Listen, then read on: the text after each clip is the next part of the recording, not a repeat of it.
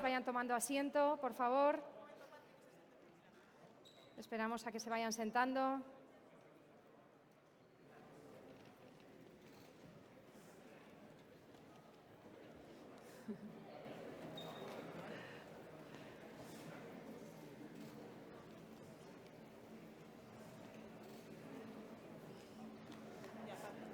Muy buenos días a todos. Como decíamos, bienvenidos a la tercera jornada de la Convención Nacional del Partido Popular.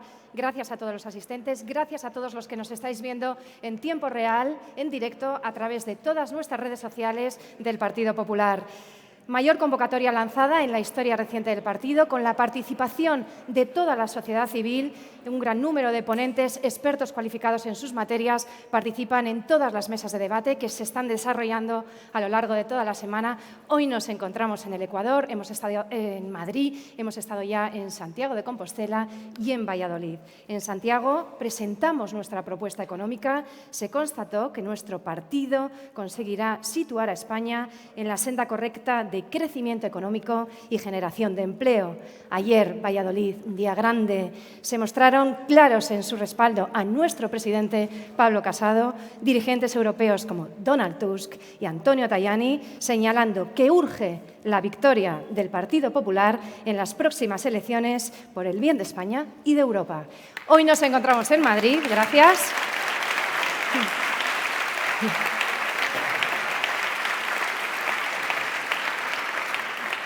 Como digo, estamos en el Ecuador de en la tercera jornada de la Convención Nacional del Partido Popular, y hoy nos centraremos, debatiremos, por así decirlo, sobre la libertad y la responsabilidad individual. Las mesas que abarcaremos serán la sociedad abierta y sus enemigos, la cultura de la cancelación, el feminismo liberal, el mundo post-COVID y más sociedad, mejor gobierno. Veamos el vídeo.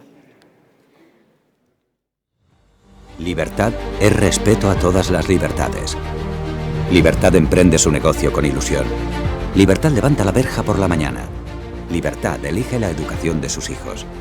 Libertad cierra la última y abre antes que nadie. Libertad es orgullo, esfuerzo, fuerza. Libertad tiene nombre y apellidos, porque es el proyecto de vida que cada uno quiera que sea. Creemos libertad.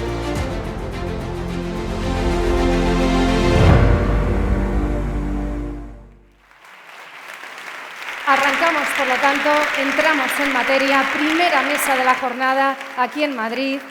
El mundo post-COVID. Contamos con la participación del expresidente de la Comisión Europea y de Portugal, José Manuel Durão Barroso, y del alcalde de Madrid, José Luis Martínez Almeida. Muchas gracias, bienvenidos.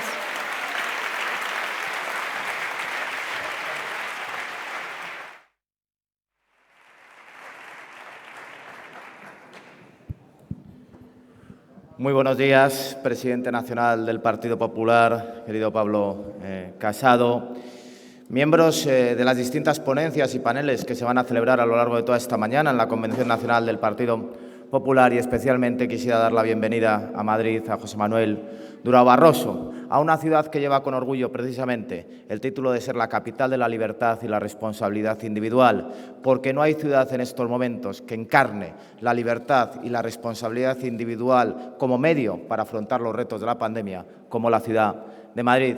Es un honor compartir este panel con José Manuel Durão Barroso.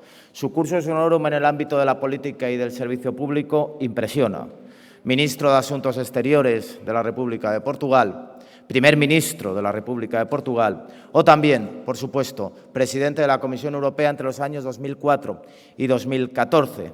Pero también es una persona fuertemente comprometida con España. Lo demostró estrechando las relaciones cuando era primer ministro de Portugal, y lo demostró, por ejemplo, siendo presidente de la Comisión Europea, y contribuyendo de manera decisiva al gran logro del Gobierno del Partido Popular con Mariano Rajoy, que fue sacar adelante nuevamente a España de una situación económica como la originada tras la crisis de 2008.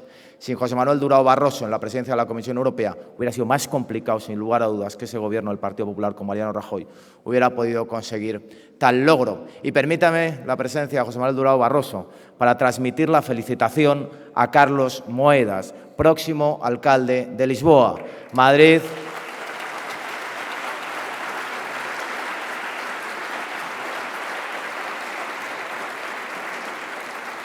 Madrid era la única gran capital europea prácticamente gobernada desde el centro derecha y ahora contamos con la Compañía de Lisboa para estrechar y fortalecer ese eje entre Madrid y Lisboa y, por tanto, yo creo que para fortalecer los lazos aún más de hermandad entre ambos países. Y si José Manuel Durão Barroso está aquí es porque el Partido Popular está celebrando una convención nacional. Y en unos tiempos en los que la política cabe en 148 caracteres, en que la instantaneidad, el carácter líquido de lo que se dice hoy no vale mañana, las noticias que hay hoy y que mañana envuelven el pescado, es importante resaltar, presidente, que el Partido Popular hace una convención nacional abierta a las ideas y abierta a todos los españoles. No lo hace únicamente desde nuestra perspectiva, desde nuestros principios y convicciones políticas, sino desde la convicción de que estamos en un momento en que es imprescindible sumar una amplísima mayoría social para reforzar España y para mejorar la sociedad española. Y, por tanto, desde el punto de vista político, no creo que haya ningún partido que haya sido capaz de organizar una convención que dure una semana, que abarque tantas cuestiones, que se desplace a tantos territorios y que, en definitiva, refleje la pluralidad de España como lo está reflejando la Convención Nacional. Así que, presidente, como dijo Donald Tusk ayer, por favor, gana las elecciones, hazlo lo antes posible por España y por los españoles.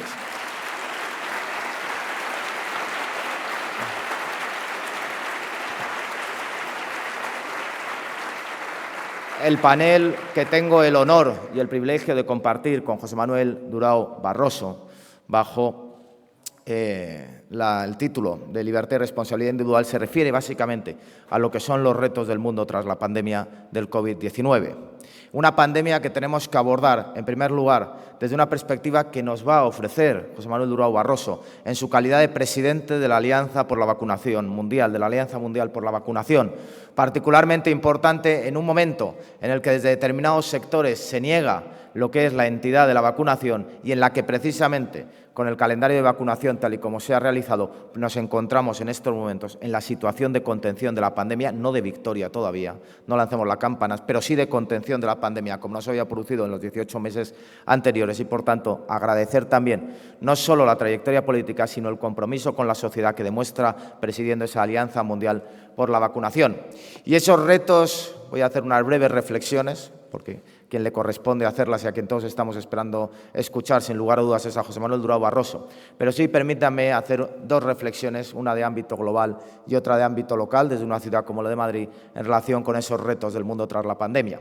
Justo antes de la pandemia creo que era indudable que el mundo se encontraba en la mejor de las situaciones que había atravesado a lo largo de toda su historia, con problemas, sin lugar a dudas, fundamentalmente derivados de la aparición de los populismos después de la crisis económica del año 2008. Pero si lo observamos en términos globales, nunca había habido tanta riqueza, nunca había habido tantas personas que habían accedido a la alfabetización, nunca se había producido un menor índice de pobreza, aunque esto significa que la cuestión de la desigualdad también es necesario que la tengamos que abordar, nunca había habido un proceso de crecimiento de las clases medias en el ámbito mundial como se había producido precisamente desde la finalización de la Segunda Guerra Mundial y, por tanto, desde la generalización de las democracias occidentales sustentadas sobre pilares básicos, como es el respeto a la dignidad de la persona y, por tanto, un catálogo de protección de derechos y libertades, desde la protección de la economía de mercado y, por extensión, de la propiedad privada o desde la generalización del Estado de Derecho. Esto se vio definitivamente culminado con la victoria que supuso para todas las democracias de la caída del muro de Berlín, lo cual no quiere decir que aquellos que defendían el muro de Berlín no hayan tratado de seguir buscando sus objetivos por otros fines diferentes y hoy en el Gobierno de España hay personas que representan fielmente esa tendencia. Y, por tanto, creo que para poder vencer a la pandemia lo que tenemos que hacer es precisamente reforzar ese modelo de democracias liberales basadas en el Estado de Derecho, en la persona, en la libertad y en el respeto a los derechos y libertades de cada uno. Y lo que tenemos es que evitar tentaciones que, derivadas precisamente de los riesgos que hemos tenido que asumir con la pandemia, se puedan asumir por determinados gobiernos. Fortalecer las instituciones es el camino, degradar las instituciones, sin embargo, lo único que conduce precisamente es a las pulsiones del autoritarismo, del totalitarismo, en definitiva, de lo que el populismo pretende conseguir. Por eso es particularmente importante que hagamos una apuesta renovada y redoblada, precisamente por esos cimientos que el presidente nacional del Partido Popular expuso en el discurso que dio en el proceso de primarias, que acabó con su elección como presidente, y en la Convención Nacional celebrada en enero de 2019. Los pilares sobre los que asentó la doctrina del Partido Popular, precisamente el respeto a la persona, el Estado de Derecho, la propiedad privada, la economía de mercado, el bienestar social, son los pilares que, junto con el respeto institucional, nos conducirán a superar los retos de la pandemia. Hemos observado en los últimos tiempos un gobierno aquí en España que no ha tenido reparo alguno en contribuir al desgaste de las instituciones. Y lo hemos visto, y es particularmente importante desde un punto de vista simplemente de reflexión, lo que ha sucedido con la sentencia del Tribunal Constitucional sobre el estado de alarma, porque precisamente prueba esa pulsión que pueden tener determinados gobiernos de aprovechar los efectos de la pandemia. Uno se puede equivocar en un gobierno y uno puede, en una situación de emergencia para la cual no estábamos preparados, entender que el estado de alarma era la figura adecuada. Cuando año y medio después el Tribunal Constitucional dice que no, lo que uno no puede es volver a equivocarse y desacreditar una institución con el Tribunal Constitucional. Pero sobre todo lo que uno no puede es enfrentar dos cuestiones. Una, la legitimidad de las instituciones. Dos, la necesidad de salvar vidas. No se puede decir que el Tribunal Constitucional está equivocado y el Gobierno está acertado porque con su decisión contribuyó a salvar vidas, porque había mecanismos constitucionales más acertados, según el Tribunal Constitucional, que también hubieran permitido salvar vidas. Acudir a ese tipo de dialécticas, de disyuntivas y de enfrentamientos, lo único que contribuye es precisamente a desgastar las instituciones y, por tanto, a deteriorar la calidad democrática de un Estado de Derecho plenamente consolidado como el de España, después del gran éxito de nuestra historia reciente, que fue la transición y la Constitución de 1978. Por tanto, entiendo desde luego que esos principios que enumeró nuestro presidente nacional son los que van a guiar y deben guiar la mejor salida de la pandemia.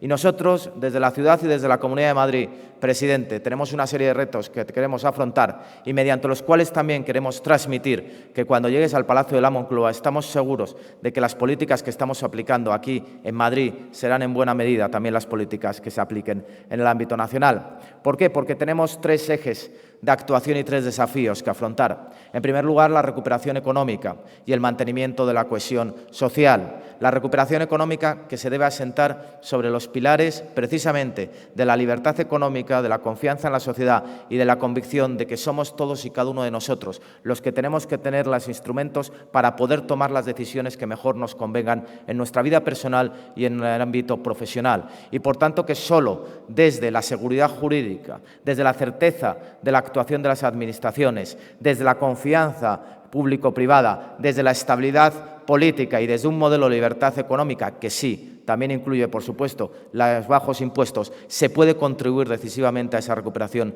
económica y también al mantenimiento de la cohesión social, porque no hay mejor política social que el crecimiento económico y que la creación de empleo. Y porque no debemos olvidar que, desgraciadamente, los populismos tienen un caldo de cultivo que se asienta sobre premisas que son ciertas y que en la recuperación, la crisis económica del año 2008 produjo una serie de frustraciones en el conjunto de la sociedad que fueron aprovechados por el populismo de extrema izquierda para entrar en las instituciones y, desgraciadamente, para formar parte del Gobierno de España. Y, por tanto, la recuperación económica se debe asentar sobre esos pilares. El mantenimiento de la cohesión social es determinante para generar una sociedad que pueda crecer de forma más robusta, más sana y plenamente consciente de que debemos vivir en un Estado de Derecho y en una democracia plena. En segundo lugar, y desde el punto de vista de una gran ciudad como Madrid, la segunda capital de la Unión Europea en términos de población, y tenemos que afrontar los retos en un mundo en el que las ciudades cada vez van a tener más protagonismo. 50% de la población mundial vive en las grandes ciudades. En el año 2050 será el 75%, pero es cierto que ya consumimos más del 70% de los recursos naturales desde las grandes ciudades y, por tanto, tenemos una especial responsabilidad también desde el punto de vista de sujetos de referencia política para los ciudadanos que cada vez de forma instintiva más se acercan a las grandes ciudades y a las decisiones que tomamos. Y desde ese punto de vista debemos dar respuesta a los retos de la pandemia a través de dos cuestiones esenciales, como son las políticas de sostenibilidad y las políticas de transformación digital. Entendidas las políticas de sostenibilidad no como el diálogo entre los que dicen no es no y no hay que hacer nada, aunque tengamos un problema, pero tampoco acudiendo al populismo climático, sino entendiendo que la sostenibilidad ambiental tiene que ser necesariamente acorde y coordinada con la sostenibilidad económica y que, desde luego, el mejor desarrollo ambiental y el objetivo que tenemos todos de preservar nuestro planeta y dejar un legado mejor a las generaciones futuras, no es incompatible con seguir generando un modelo de desarrollo económico que permita seguir acrecentando las oportunidades que todos debemos tener en una sociedad del siglo XXI.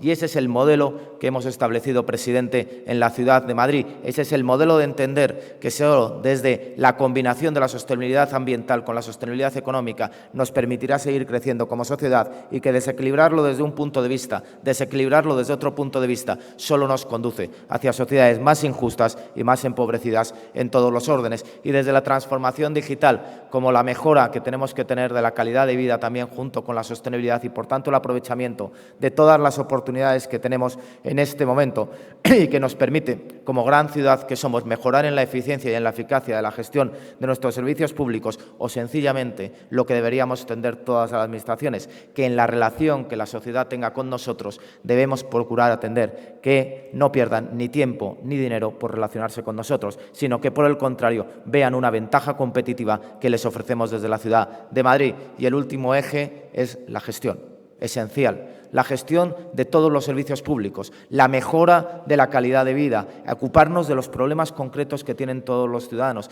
Es incompatible crecer en términos económicos, en términos de empleo y en términos de riqueza, si al mismo tiempo no somos capaces de crecer en términos de calidad de vida. Es incompatible pretender atraer talento si no damos las condiciones adecuadas para que ese talento pueda desarrollar su vida en la ciudad de Madrid. Es incompatible retener población si no somos capaces de darle a la población de Madrid los servicios que en todo momento merece. Y, por tanto, la gestión ligada a los principios y convicciones que nos guían en el Partido Popular nos permite dar una respuesta rápida y satisfactoria a todos los problemas que en su día a día tienen los ciudadanos. Entiendo que estos son el camino adecuado para poder sacar adelante el mayor reto al que nos hemos enfrentado en nuestra época reciente, como es superar las consecuencias sanitarias de la pandemia y afrontar una recuperación económica y social de una crisis que, desde el punto de vista del Producto Interior Bruto, no se había producido en nuestro país desde la Guerra Civil en el año 1936-1939. Y para esto lo que necesitamos, y con esto concluyo,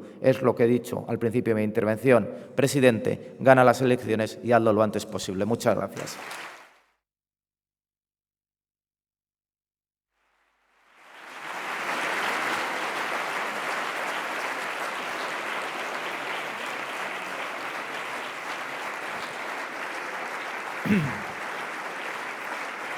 Muchas gracias. Y es un honor para mí. Muchas gracias. Muchas gracias.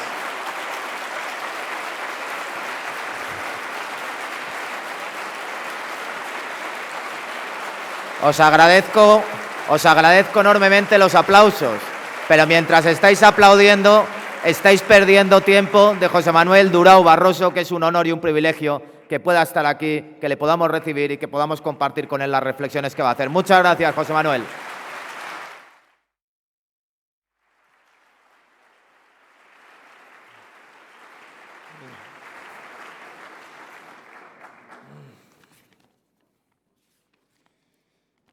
Señor alcalde de Madrid, querido amigo José Luis, querido amigo presidente nacional del Partido Popular, Pablo Casado, señoras y señores, queridos amigos, es verdaderamente un placer estar aquí hoy en Madrid, en España, en este momento importante del Partido Popular, la subconvención nacional. Y siempre que puedo tener una oportunidad para venir a Madrid o a España, procuro venir porque soy verdaderamente, muy sinceramente, un amigo de vuestro país.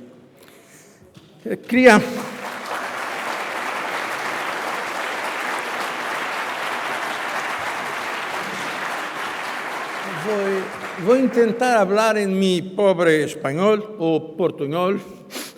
Disculpas por los errores, algunas dificultades de comunicación o de traducción. Un gran intelectual italiano, desgraciadamente ya fallecido, Umberto Eco, dice un día en Bruselas, dice que la lengua de Europa es la traducción. Y de verdad así es, con 24 lenguas oficiales. Pero pienso que no se trata solamente de una cuestión lingüística. Es más importante que eso, es una cuestión de traducción, la manera de mirar al mundo, cómo podemos mirar el mundo. Yo pienso que cada lengua es una ventana para el mundo, para un horizonte cultural más amplio. Y en Europa, aquí en España, en Portugal, en los otros países, pienso que tenemos que tener esa capacidad de entender, claro, y de defender nuestro interés nacional, pero al mismo tiempo ser capaz de entender los otros y de construir sobre esa diversidad el interés europeo. El tema de vuestra convención, creemos, por eso quería decir, para empezar muy claramente, yo creo en una Europa de la libertad, en una Europa fuerte.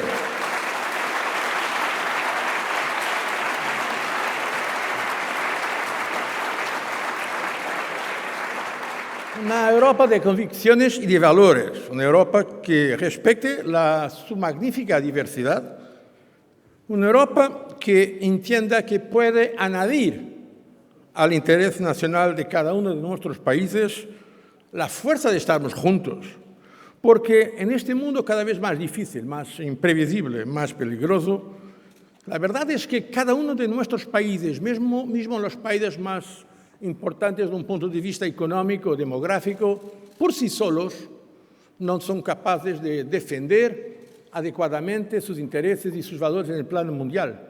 Precisamos de esta dimensión europea si queremos defender y proyectar nuestros intereses y nuestros valores. Por eso acredito que es una buena idea la idea de la soberanía europea, que no va contra la idea de nuestros países y de nuestros intereses, pero que puede proyectar su propio poder.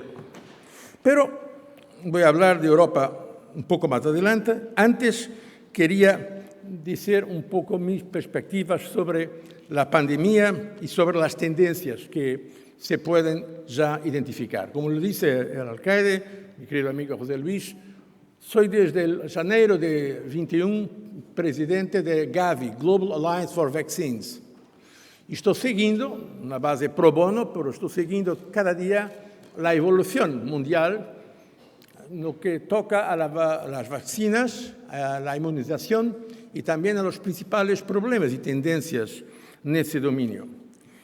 Pienso, y voy a ser tal vez un poco polémico, pero voy a decir muy claramente que de una manera general podemos decir que fue una victoria de la ciencia y una derrota de la política. Fue una victoria de la ciencia porque fue posible en cerca de 333 días, cerca de 10 meses, exactamente entre la identificación del virus en Wuhan, en China, la primera identificación y la primera autorización de una vacuna que fue autorizada por una autoridad regulatoria creíble. Por eso es extraordinario, porque antiguamente la media era 6-7 años para tener una nueva vacuna. Ahora fue cerca de 10 meses, una gran victoria de la ciencia. Pero la verdad, y ahí tenemos que ser autocríticos todos, es que nuestros países en general no estaban preparados para esa pandemia. Esa es la verdad. Mismo los países más ricos, más poderosos del mundo, no tenían material, no tenían ventiladores, no tenían el material de protección individual. Hubo un problema de protocolo de reacción, hubo mucha confusión y sigue habiendo problemas en términos de falta de equidad, falta de justicia en la distribución mundial de vacunas. Por eso pienso que tenemos que ser también autocríticos, porque tenemos que estar preparados, estar listos para la próxima pandemia, porque es seguro, de un punto de vista epidemiológico, de un punto de vista de evolución, que va a haber más pandemias, al mismo tiempo que estamos luchando contra esta, que no está todavía terminada. Es necesario que haya una mejor preparación para la pandemia o las pandemias del futuro. Pero lo que pienso que podemos identificar ya, es muy temprano, pero podemos decirlo, y para simplificar yo diría que hay como tendencias 4 Ds. 4 Ds. La descarbonización, la diversificación, la desglobalización y la digitalización. La descarbonización era una tendencia que nos veíamos ya antes de la pandemia, pero pienso que todo este problema de la relación del hombre con la naturaleza, todo ese problema de salud, está dando aún más urgencia e importancia a este tema, que es un tema importante, claro, en Europa, pero también en el resto del mundo. Europa es responsable por menos de 8% de las emisiones climáticas. Europa debe hacer su parte, pero debemos ser claros. Si queremos verdaderamente luchar contra el cambio climático, los otros, a empezar por China, deben hacer también su parte, porque es su responsabilidad. Y eso es por eso, si queremos tener una solución global, es preciso también un esfuerzo global. La segunda tendencia es la diversificación. Por eso quiero decir que nuestros países, aquí por ejemplo en Europa, tienen que procurar diversificar sus cadenas de abastecimiento, ¿no? Supply chains. Porque la verdad es que verificamos, cuando fue el principio de la pandemia, por ejemplo, es un caso concreto lo que estoy hablando, a una fábrica de material de protección personal para los médicos, para los enfermeros, para las personas que estaba en Asia, ha multiplicado por 1000 en un día los precios y no ha vendido a Europa sus productos antes de fornecer su propio país. Por eso tenemos que traer para Europa algunas de esas cadenas de producción. Tenemos que acabar con toda forma de ingenuidad en este sentido. Claro que queremos seguir con la economía abierta, mundializada, pero tenemos que entender también que para algunos sectores estratégicos Europa debe tener la capacidad de poder tener los materiales de que precisa. Por ejemplo, ahora se habla mucho de esa cuestión de los automóviles, de los problemas de los chips. Hay un problema ahí de soberanía tecnológica que es también muy importante desde un punto de vista nacional y europeo. La tercera tendencia es la desglobalización. Tal vez sea exagerada esta palabra. Yo no diría que vaya a haber una inversión completa de la globalización. Pienso que no estamos todavía ahí.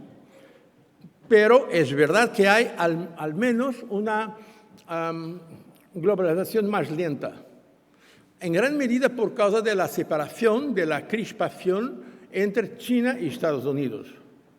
Y estamos viendo en algunos dominios una tendencia para más proteccionismo, para poner en causa algunas de las conquistas de la globalización, de una sociedad mundial más abierta. Pero al mismo tiempo hay aquí una señal contradictoria y muy interesante, es que yo diría que hay una desglobalización de las cosas materiales, pero hay una globalización de las cosas intangibles, precisamente por causa de la digitalización. Y lo que estamos viendo es que en un año se hace más que en 5 o 7 años en términos de digitalización. No solamente en términos de trabajo online, por Zoom, por todas esas plataformas, que están cambiando el modo de trabajo, pero también hay cada vez más digitalización del mundo financiero, los cambios financieros. Es impresionante lo que se pasa ahí, incluso en términos de monedas, con criptomonedas, incluso criptomonedas que están siendo preparadas por los bancos centrales, pero también el comercio digital en general, y no solamente esa digitalización. La digitalización no es solamente una cuestión de un sector, es una actividad transversal que está a tocar todos los dominios de producción y de servicios, incluso la lucha contra los cambios climáticos, incluso la transformación de grandes partes de nuestra industria y también toda nuestra actividad en términos de servicios. Por eso, esa digitalización, esa transición digital, ahí pienso que la Comisión también estuvo bien cuando ha colocado como una de sus prioridades la transición digital, es una de las tendencias que tenemos que mirar y continuar a verificar. Essas son las tendencias. Agora, claro, há gente que diz que o mundo será completamente diferente depois desta pandemia porque vai haver mais solidariedade, porque agora a gente entende que precisamos mais los unos dos outros. Ojalá, pero si quiere mi opinión sincera, yo no estoy tan optimista. Yo pienso que esta pandemia está acelerando tendencias que estaban ya presentes antes de la pandemia y que van en un sentido de mayor crispación geopolítica. Es mi análisis. La verdad es que hay globalmente una lucha entre lo que llamo, de un lado, el flujo, la libertad, y de otro lado, la fricción, la resistencia. De un lado, el flujo, libertad de comercio, de bienes, de servicios, de ideas, de tecnología, la apertura cultural. Y de otro lado, la idea de nacionalismo, proteccionismo, chauvinismo, xenofobia, todo lo que es la resistencia a la apertura. Yo quiero decir claramente que yo soy por la libertad. Yo soy por la sociedad de las economías abiertas. Yo pienso también que ese es la mensaje de vuestra convicción, por la libertad. Y por eso tenemos que ver cuál será la mejor forma de defender la libertad en este contexto que me parece cada vez más difícil. Ahí tenemos que entender que hay, claro, una lucha muy importante por la tecnología. Y para mí ahí va a ser la lucha fundamental. Ciencia y tecnología. Una cosa que la pandemia ha mostrado es la importancia de la ciencia, la importancia de la tecnología. No solamente en términos de inteligencia artificial, también en términos de computación, quantum computing, también en términos de todo lo que tiene que ver con la biotecnología, muy importante. Y hay una cosa en común entre todas estas formas de tecnología, es que al mismo tiempo son tecnologías con aplicación militar, aplicación en cuestiones de defensa. Y ahí también se ve la corrida cada vez más aguda y grave entre Estados Unidos y China. Y ahí nosotros en Europa tenemos que pensar dónde nos vamos a colocar. ¿Cuál va a ser la posición de Europa en esta lucha por la tecnología y, en general, nuestra actitud face al mundo? Yo pienso que Europa tiene que devenir más adulta políticamente. Europa no puede verse solamente como un espacio, tiene también que verse como una potencia. Espacio, claro, para la libertad de circulación de bienes, de servicios, de personas, claro, como ciudadanos europeos, pero más que eso también Europa tiene que ser una potencia si quiere estar capaz de defender sus intereses y sus valores. Y ahí agora voy a ser un poco provocatorio, voy a decir que, de cierta manera, por un lado Putin, por otro lado Trump, han hecho más por la integración europea que muchos europeístas que yo conozco, porque han mostrado a Europa los límites de su poder. Después de la invasión de Ucrania y la anexación de Crimea por Rusia, y también después de algunas actitudes de Trump cuanto a Europa, fue ahí que la chanciller alemana Angela Merkel dice: tal vez es el momento de entender que nosotros, europeos, tenemos que agarrar el futuro con nuestras propias manos. Por eso pienso que nuestra posición en Europa, de Europa por el mundo, debe ser la posición europea. Entender que debemos defender nuestros intereses y nuestros valores, con una Rusia cada vez más agresiva, una China cada vez más asertiva, por veces unos Estados Unidos de América más imprevisibles, para no hablar de terrible amenaza que es el islamismo fundamentalista, el jihadismo, el terrorismo. De todo eso muestra que precisamos también de una Europa más fuerte. Uno de los padres fundadores de Europa, Jean Monnet, dice en los años 50 del siglo pasado: la comunidad europea de hoy es muy pequeña, eran 6 países en ese momento. La comunidad europea de hoy es muy pequeña frente a la Unión Soviética y los Estados Unidos del presente, y será muy pequeña frente a la China y a la India del futuro. Yo pienso que él tenía razón. Precisamos de esa dimensión. Y ahí puedo daros mi testigo personal. Como presidente de la Comisión Europea, participé en muchas reuniones, no solamente del G8, después G7, cuando fue cuando dissemos a Rússia para salir del G8, pero el G20, el primer G20 al nivel de jefes de Estado y de Gobierno fue, de hecho, una iniciativa nuestra. Fue el presidente Sarkozy, que era la presidencia rotatoria, presidencia pro tempore de Unión Europea, y yo mismo, que fuimos a hablar a Camp David con el presidente George W. Bush para procurar tener una respuesta coordinada contra la crisis financiera y la crisis de la deuda soberana, porque era evidente que el G8 no era suficiente. Precisábamos de una respuesta más articulada y más global.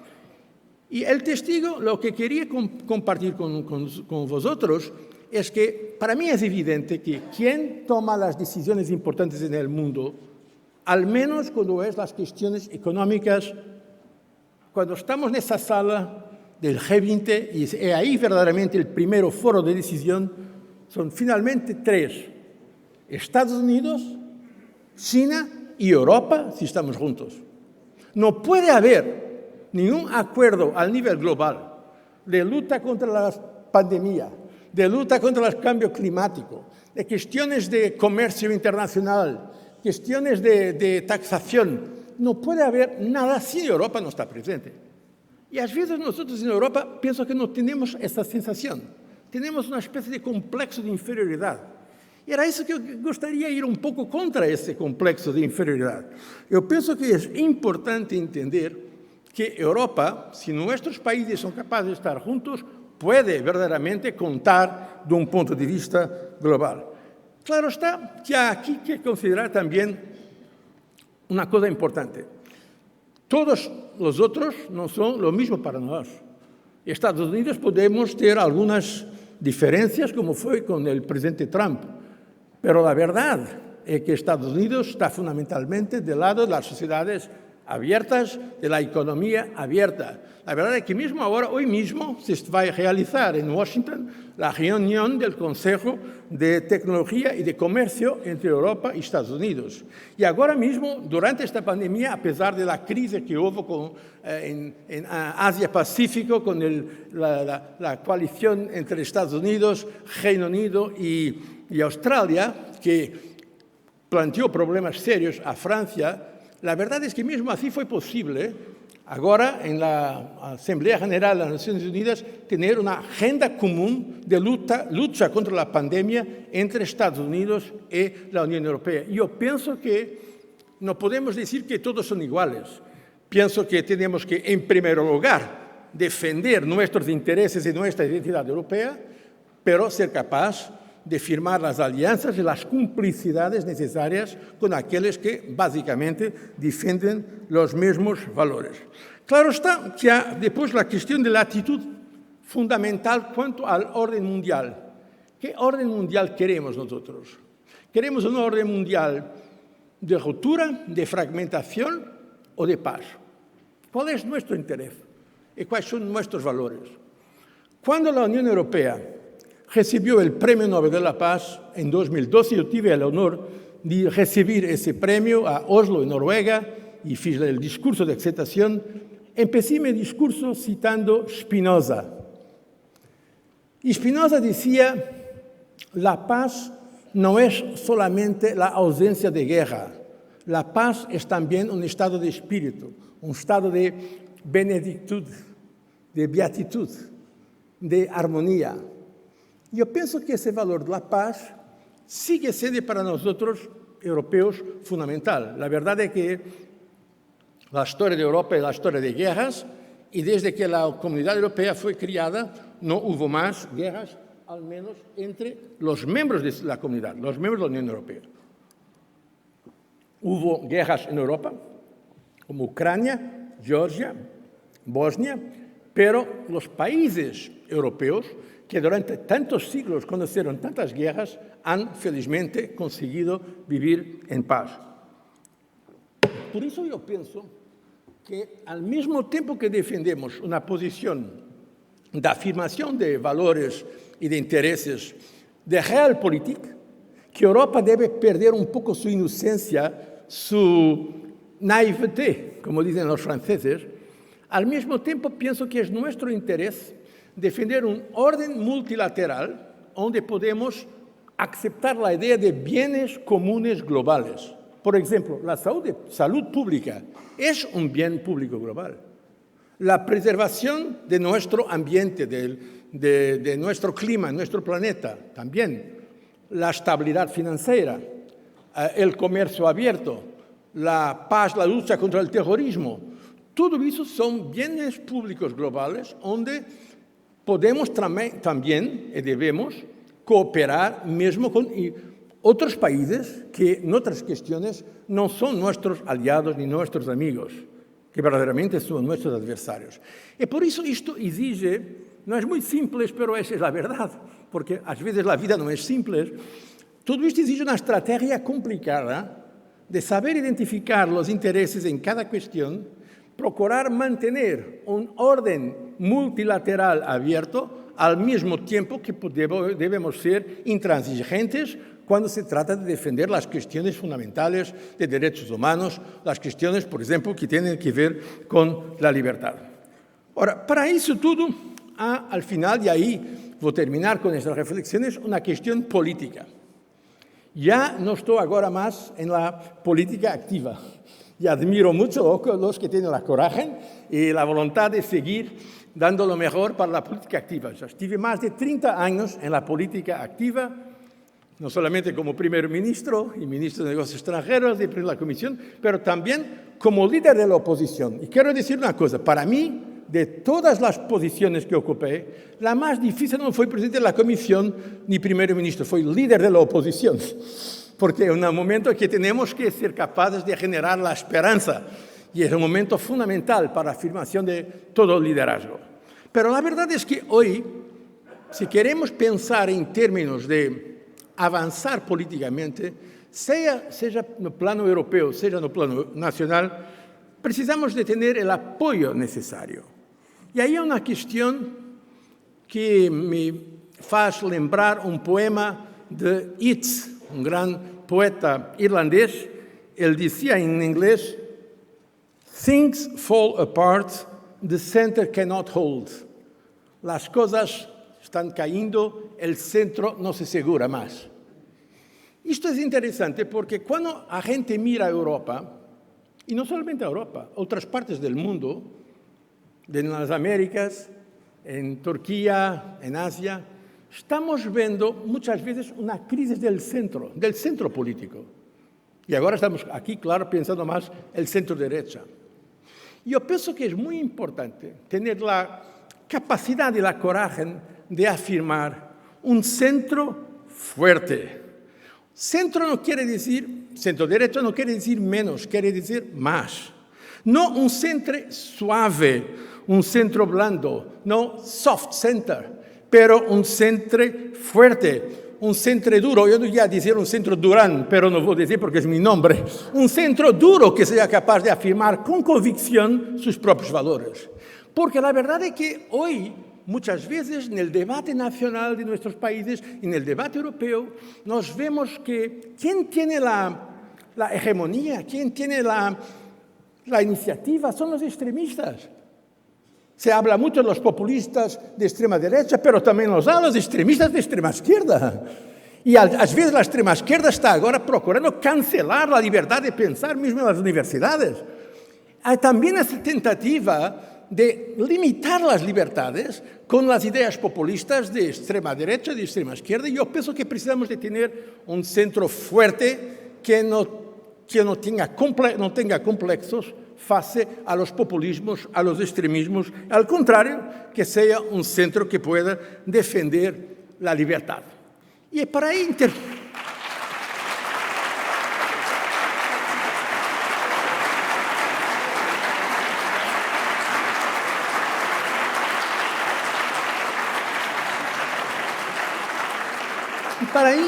en términos europeos, yo voy a utilizar una palabra que no se utiliza mucho hoy, cuando se habla de Europa, pero que yo pienso que podemos utilizar. Alma, la alma europea. Porque hay una dimensión económica, una dimensión sociológica, una dimensión histórica, una dimensión cultural, claro, pero hay también una dimensión espiritual en Europa. Robert Schuman, que fue uno de los padres fundadores de Europa, hablaba también de la alma europea.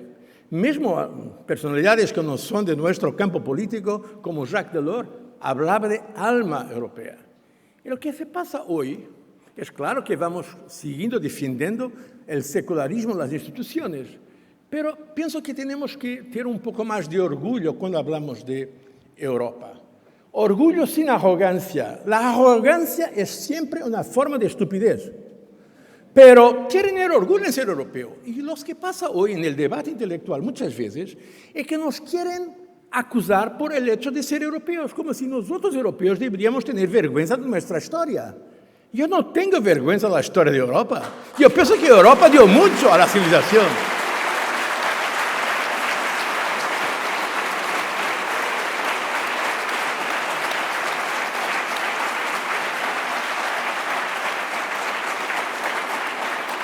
Porque si hay una cosa para mí, claro que Europa tuvo sus problemas. Todos los países tuvieron grandes momentos, momentos de sol, también momentos de sombra. En todos los países lo sabemos eso. Pero Europa dio mucho a la civilización mundial. España ha dado mucho a la civilización mundial. El español es la segunda lengua del occidente.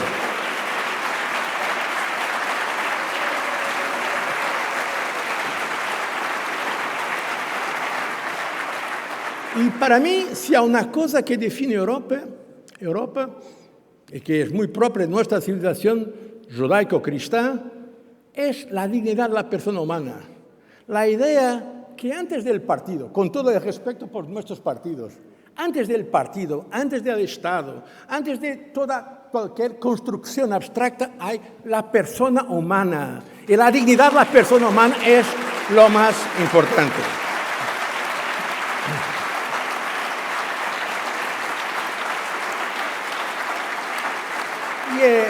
Y es por esa Europa de convicción, por esa Europa de valores, por esa Europa de libertad, que yo pienso que debemos continuar a luchar. Pero no, cuando hablamos de estas categorías, yo no quería hablar del concepto de persona humana en el sentido, por veces, abstracto que se habla cuando se habla de humanidad. Algunos deben conocer los hermanos Karamazov de Dostoyevsky.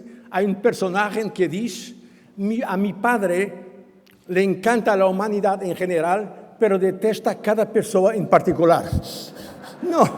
No es esa humanidad que pensamos. Pensamos en la humanidad de cada hombre, cada mujer y cada niño. Lo que nos interesa es la persona humana, cómo podemos ayudar. Por eso el modelo europeo, que todavía no es perfecto, pienso que es el mejor modelo que puede al mismo tiempo ofrecer la libertad individual y la responsabilidad social. Y por esa Europa de libertad también que hoy estuve aquí con mucho placer con vosotros. Muchas gracias por vuestra atención. Gracias.